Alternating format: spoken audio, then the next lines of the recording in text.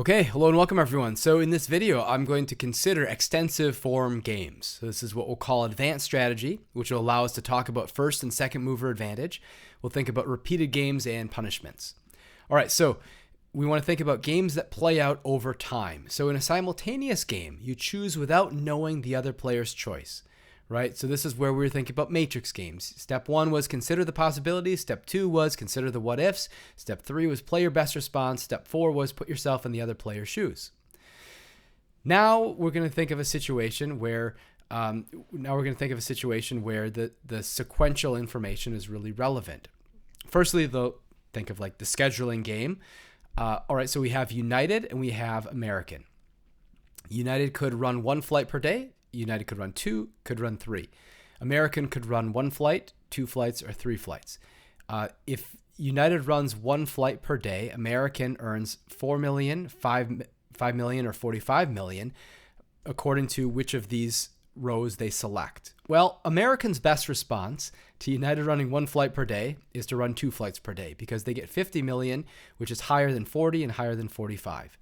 If United runs 2 flights per day, American's best response is again running 2 flights per day because they could get 25 million, they could get 18 million, or they get 30 million when they run 2 flights per day, best responding to United's 2 flights per day.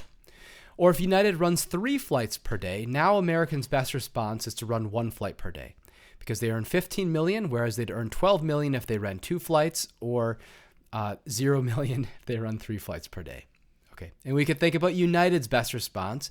We've got check marks for the best responses. If American's running 1 flight per day, United's best response is 2 flights per day because 50 is higher than 40 and 50 is higher than 45. If American's running 2 flights per day, United's best response is 2 flights per day because 30 is higher than 25 and 30 is higher than 18. And if American runs 3 flights per day, United best responds with 1 flight per day because 15 is higher than 12 million and is higher than 0 million.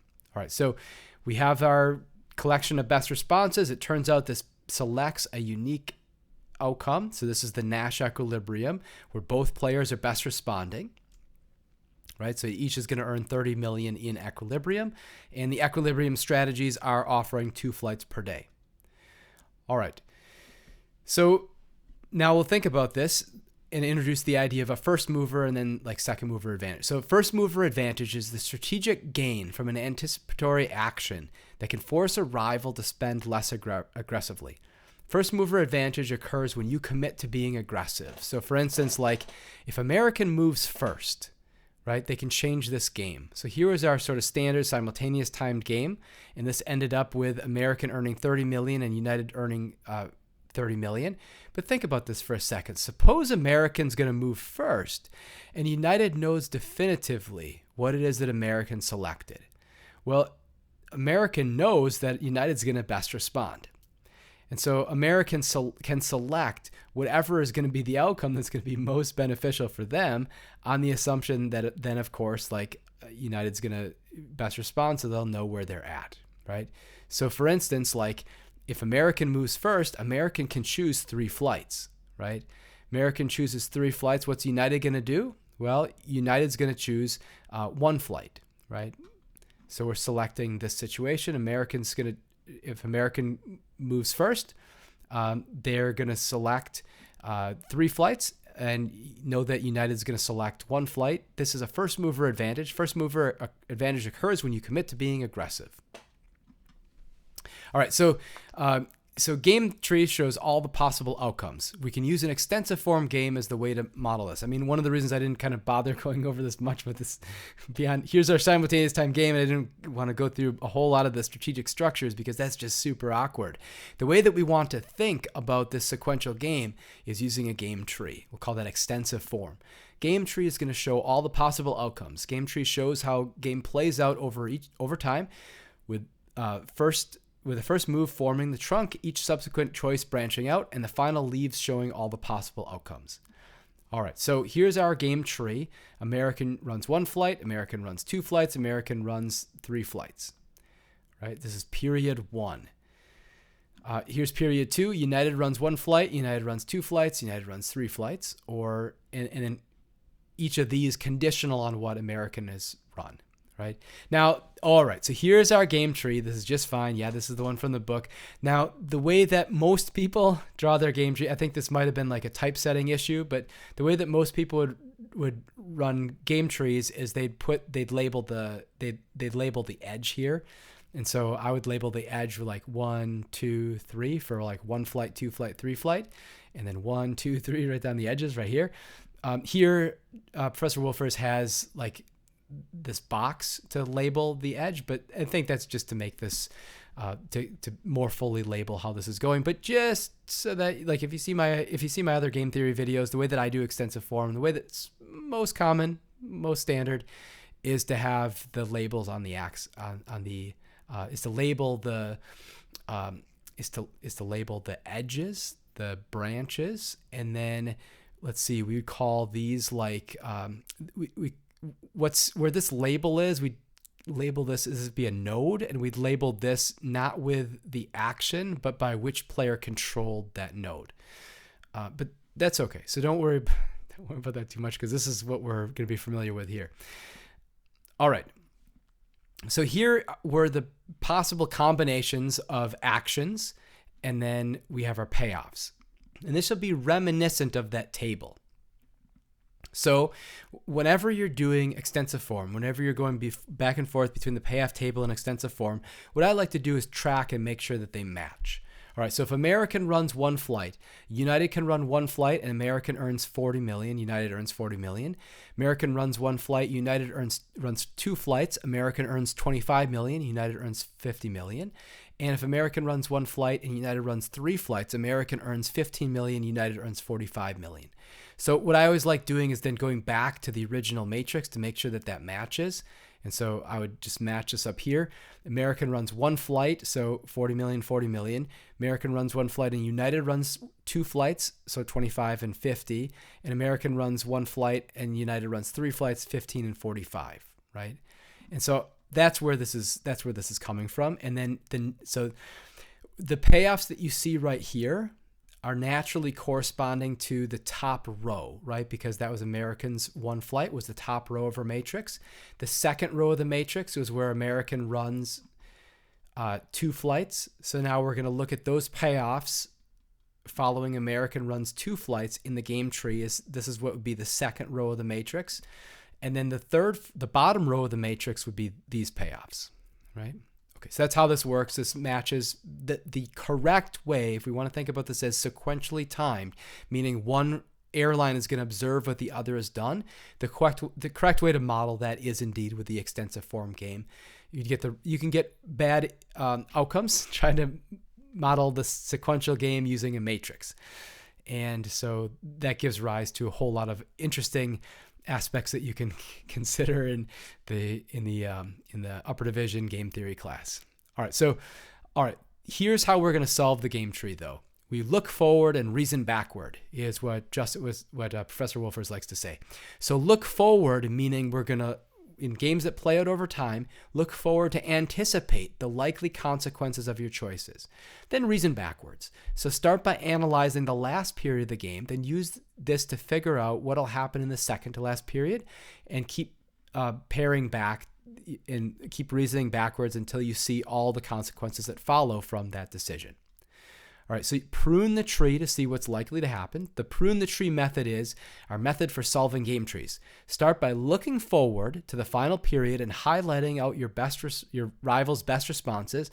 Then prune the options the rival would never choose off your game tree. All right, so I know it's hard to kind of see this in terms of like this block of text, and so I'll walk through that with the tree itself. All right, so here we have our game tree. It's already been kind of pruned, but here's what we do. Here's how we solve a game. This is actually solving by backward induction. So if you're tracking like my other game theory videos, this is solving extensive form games by backward induction, which for a game of this class is going to be equivalent to finding the subgame perfect Nash equilibrium, but we don't need to worry about that. All right, so here's how we solve this. We look forward. So if we're American, we're trying to figure out like what's the United going to do. We'll look forward, and then we go to the end of the game. These are called the end nodes. They will go to the end node and go to the final payoffs. And what we're going to do is we're going to say, okay, in this situation where we're considering after American has run one flight, we're expecting United's going to best respond. United can earn $40 million by running one flight, $50 million by running two flights, or $45 million by running three flights, right? If we reach this situation in period 2 where United is called upon to choose, United's going to run two flights because that way they get $50 million instead of 40 and instead of 45, right? And so we'll highlight this one because this is highlighting United's best response, and we'll cross off the other ones. The reason why that's relevant then is when we come back to American and American's going to choose like what to do and they look forward, they're going to disregard the possibility of ever getting this 40 million or that 15 million because they're going to believe that when United's called upon to play, there's no way United's going to select one flight or three flights. United's for sure going to best respond. They're going to select two flights, right? All right, so we got to actually do the same thing down here. So if American's running two flights, United has to best respond. United could choose one flight and earn 25 million, or two flights and earn 30 million, or three flights and get 18 million. Well, United's best response is two flights because then they earn 30 million. So we should cross off the top one and cross off the bottom one, right? All right, so then what about the last situation where American runs three flights? Now what's United's best response? Well, they could get 15 million if they run one flight, 12 million if they run two flights, or 0 million if they run three flights. United's best response to American's choice of three flights is two flights. And so we'd highlight actually two flights here and two flights here. Two flights here and two flights here. And we cross off one flight and three flights and one flight. Oh, sorry, I said two flights down. I knew I was messing something up. So United's best response to maybe I'll try to remember to cut this out. I won't. I'm too lazy, far too lazy. So, all right. So United's best response to American's choice of three flights is one flight. So we would highlight one flight here for United. We would cross off two flights and three flights. And so then what ends up happening is looking forward in this game tree, American's going to say, oh, if I choose one flight, United's for sure doing two flights. If I choose two flights, United's for sure doing two flights. And if I choose three flights, United's for sure doing one flight. And so then American's going to say, oh, do I want 25 million?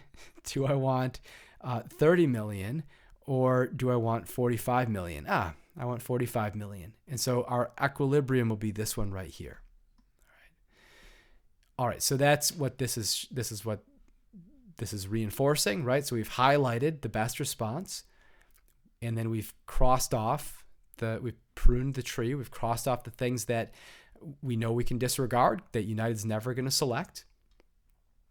And then this allows us to kind of zoom in on what's going to be the equilibrium behavior, right? So we said, oh, well, Americans for sure gonna say, okay, they're gonna consider, do I want 25 million, 30 million, 45 million?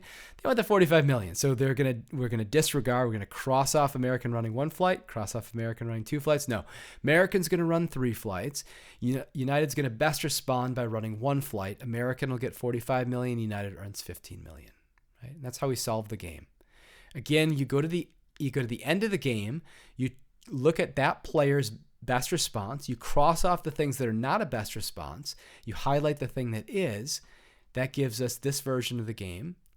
And then from here, you go back to being player one, or being American in this case, and then selecting American's own best response. It was one flight because 45 million is higher than 30 million they get from two flights, or 25 million that they get from two flights. So first mover advantage versus second mover advantage. The first mover advantage is about the benefits of commitment. Second mover advantage is about the benefits of flexibility. Second mover advantage is the strategic advantage that can follow from taking an action that adapts to your rival's choice. So, all right. So sometimes we have a first mover advantage, like the game we just saw. Sometimes we have a second mover advantage. Good example of second mover advantage would be like Facebook following MySpace, right? Second mover advantage, you can take an action that adapts to your rival's choice and kind of learn from the previous market entrant. How does Walmart's price matching policy, a second mover advantage, end up leading to higher prices? Well, so this is interesting. Actually, the price matching, you might think that price matching is a tool to leading towards like greater kind of fierce competition, but actually works in the opposite direction against competition. And so one of the things that happens is, well, it destroys the incentive for rivals to price low. So it allows you to then to both then price higher, right? Okay. So in a sequential game, you should look forward and reason backwards. All right, that was just from this right here. All right, so let's see. Now we want to think about repeated games and punishments. So collusion and the prisoner's dilemma. When rivals collude to raise prices, they increase their profits. Collusion is agreement by rivals not to compete with each other, but instead to charge higher prices. Now, ordinary like price fixing collusion is just totally illegal. There is a form of collusion called tacit collusion that's in this sort of legal gray area. But if antitrust officials suspect they're going to be interested in the situation. And so those suspected of collusion are going to have some difficult questions to answer. But anyway, so we can get a situation with collusion. We can also think of, the fact is, even though it's illegal, like it definitely happens. Why? Well, sometimes it can be really difficult to prove, take a long time, really expensive to bring these cases and to argue them.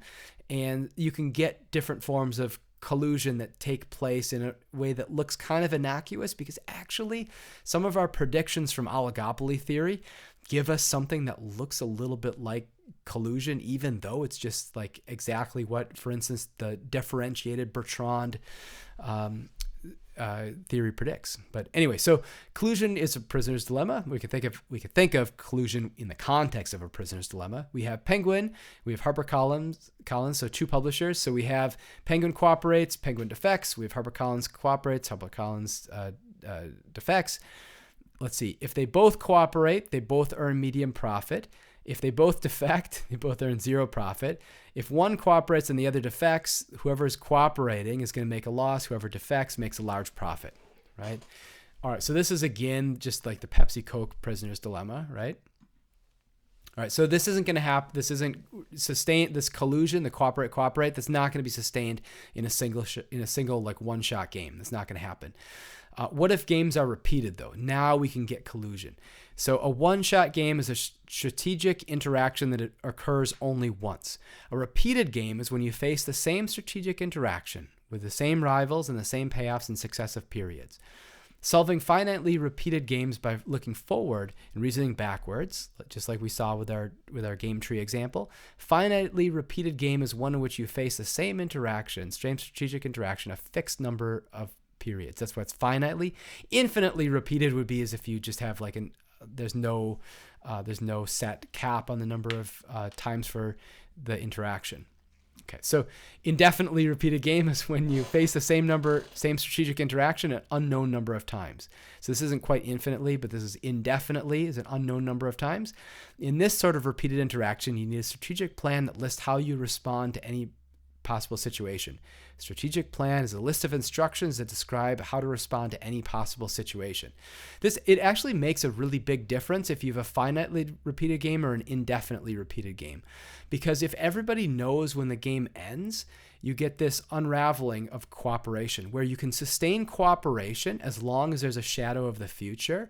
But when you get to the last period of like a repeated prisoner's dilemma, everybody has an incentive to go back to just playing their one-shot game best response. And this unravels actually like it gives this really degenerate prediction where in a finitely repeated prisoner's dilemma, you shouldn't get any cooperation because so if you know that the game ends in 3 periods, then in the last period, there's no reason to cooperate because there's no future. So there's no punishment. So then you'll defect. But then if in the second to last period, you believe everybody's going to defect in the subsequent period, then there's no reason to cooperate. And you get this whole unraveling. And so that's a problem if you have a finitely repeated game. Fixed number of times, you expect that cooperation is going to be very unstable. If you have an indefinitely repeated game, you don't know kind of when the game ends. Actually, for like when economists do like experiments with in the experimental laboratory. So you have students typically in econ major participating in economic experiments. You come in, it's like a $5 show up fee or something like this, and whatever the winnings that you'd get for being in the experiment. And so one of the games you might play is like a repeated prisoner's dilemma, or any type of game that gets repeated. And if the experiment is designed really well, they won't tell you when the game ends. They'll just say it's going to end at some particular time. I mean, unless what they're trying to study is how is the specific end game effects. But if they're trying to study cooperation, they won't tell you when the game ends. They'll just say, oh, it's going to last at least 12 periods, and then they'll have it end like at 14 or something, whatever is the case. The reason why is because you wouldn't get that same type of unraveling of cooperation. All right, so the grim trigger strategy punishes your rival for not cooperating. This is, if all players have cooperated in all previous rounds, you'll cooperate. If any player has defected in any previous round, you'll defect. And actually, if everybody plays a grim trigger strategy and everybody knows that they're doing this, the prediction should be you just always get cooperation. Why? Because the threat of this like future stream of defection, of like zero payoffs or negative payoffs, is enough to reinforce cooperation. Actually, it turns out you don't actually need, this is why it's like grim, because the idea is like if anybody defects, you just defect forever. You actually don't need that in a lot of cases to get cooperation. You just need a long enough period of defection, of punishment. You need a long enough punishment phase to make the benefit from defecting in one period smaller, to swamp out smaller, plus to make the benefit from defecting one period plus the stream of punishments. That's got to be smaller than just the stream of cooperation payoffs. And then that's enough to reinforce cooperation. I've got that in one of my other videos. Anyway, so, all right. So let's see. Here was our example. So if they're following the grim trigger strategy, though, continue to cooperate or defect, right? So let's see. So if we're playing the grim trigger strategy and everybody just keeps cooperating, you get a medium profit today and the chance to cooperate in the future, earning, again, the stream of medium profits. And the same for the other players. Now, if one defects and the other is cooperating but playing the grim trigger strategy, the one who's cooperating is going to get a loss today and then zero profit in the future because they're just going to defect. And then the one that has defected gets the huge payoff today, but then zero profits in the future, and vice versa. And then, or if they just are if you defect today, let's say they both defect, then they get zero profits and zero in the future. And so the idea is, well, if the profit, if the profit today plus zero profit in the future is bigger than the median profits forever, then you still have the threat to defect. But if the large profit today and zero profits in the future is smaller than medium profits forever, then we'd sustain cooperation. And that's the idea. All right, cooperation can be in equilibrium. Cooperation can be in equilibrium for the repeated game. It says cooperation is often not in equilibrium in a one-shot prisoner's dilemma. I disagree with Professor Wolfers on this. Professor Wolfers, brilliant economist and an extraordinary teacher. I don't remember from lecture. I don't know if he wrote this or if somebody else wrote this. Cooperation is not in equilibrium in a one-shot prisoner's dilemma. Failure. That's the point of the prisoner's dilemma. But you can get cooperation is often not in equilibrium in a finitely repeated dilemma. Why? Well, because you get that unraveling thing. What I'm saying is like often, I was taking issue with the often part. It's just not. Here, okay, yes, it's often not. You can get a situation with a finitely repeated prisoner's dilemma. The theoretical prediction is, well, again, not. It's not often not. It's just not.